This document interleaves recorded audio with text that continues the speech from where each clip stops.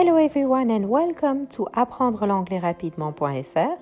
I'm Lara and today I'm going to teach you something new. Bonjour à tous et bienvenue à apprendre l'anglais rapidement.fr. Je suis Lara et aujourd'hui je vais vous apprendre quelque chose de nouveau.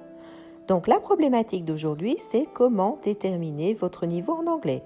Nous allons pouvoir déterminer votre niveau en anglais avec ces 5 phrases. Commençons. Phrase numéro 1. Je suis né en 1973. Phrase numéro 2. J'ai 48 ans. Phrase numéro 3. J'habite au Sable d'Olonne depuis l'année 2005. J'y vis toujours.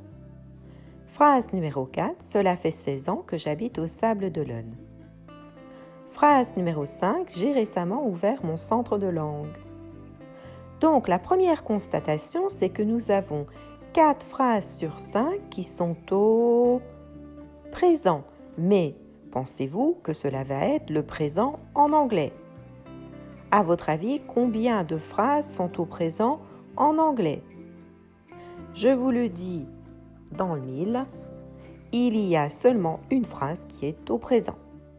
Donc, première phrase, je suis né en 1973. Comment est-ce que je vais dire ça? C'est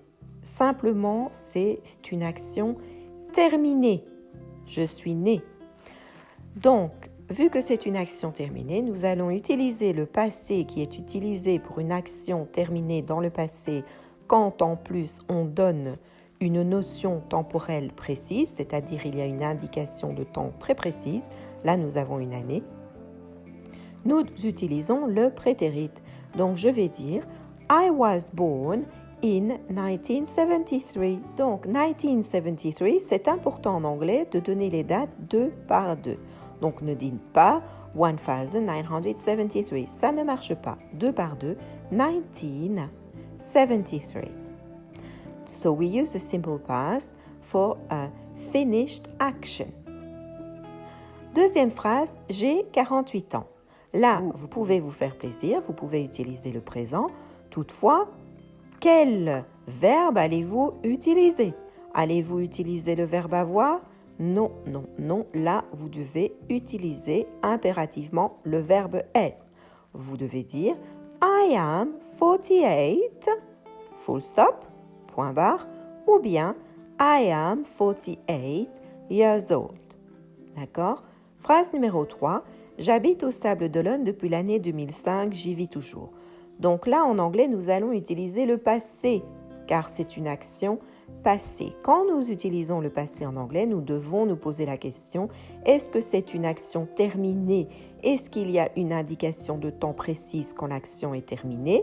Ou bien, est-ce que c'est une action qui continue dans le présent? Le fait que je dise que j'y vis toujours, ça veut dire que c'est bien une action qui continue. Donc, nous allons utiliser le present perfect. Comme son nom l'indique, il y a present dedans.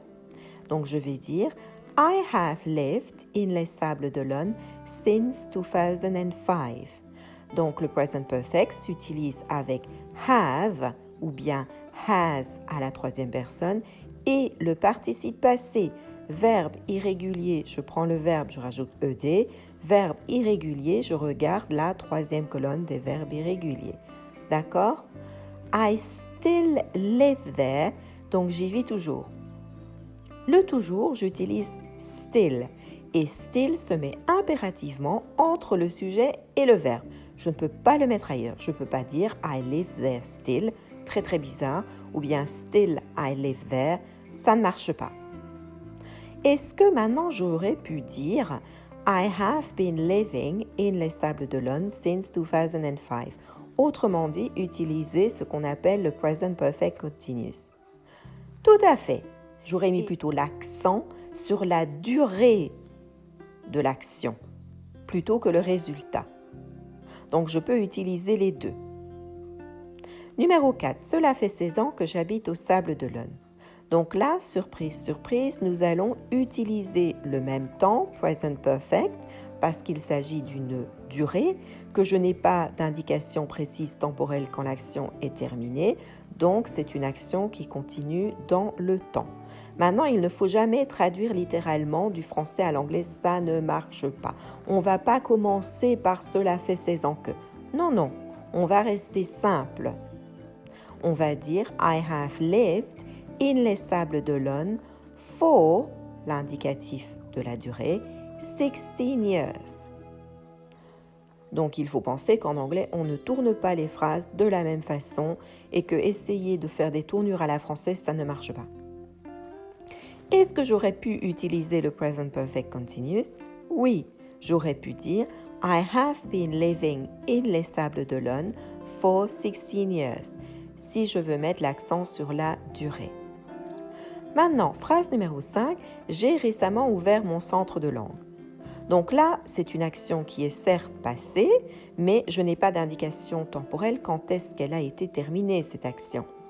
De plus, le mot récemment, c'est un mot clé du present perfect, puisqu'en anglais c'est recently, et dès que vous voyez le mot recently, ça doit vous faire tilt, c'est le present perfect. Maintenant, où est-ce que je vais le placer? En général, je le place entre le have et le participe passé. Donc, je vais dire I have recently opened my language center. Mais j'aurais pu dire I have opened my language center recently. Donc, le mettre au bout, c'est bon. Ou bien, j'aurais pu dire recently, I have opened my language center. Donc, si je mets le recently au début de la phrase, par contre, il faut que je mette une virgule après. Maintenant que nous avons vu tout ça, comment est-ce que je peux évaluer votre niveau? Donc, une petite chose que je voulais vous dire, la différence entre le present perfect et le present perfect continuous. Avec le present perfect simple, je mets plutôt l'accent sur le résultat, tandis qu'avec le present perfect continuous, je mets l'accent sur la durée. J'ai d'ailleurs fait une vidéo spécifiquement là-dessus. Donc, si j'insiste sur le résultat, je vais par contre donner des chiffres. Par exemple, je vais dire I have read 200 books.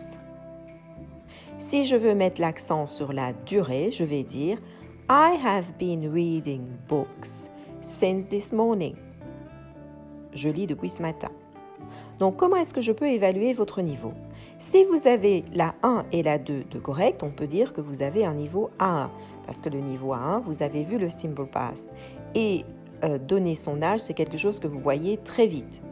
Si vous avez réussi à faire la 1, la 2, la 3 et la 4 en utilisant le present perfect simple, vous avez le niveau A2. Parce que le niveau A2, vous voyez la différence entre le simple past et le present perfect.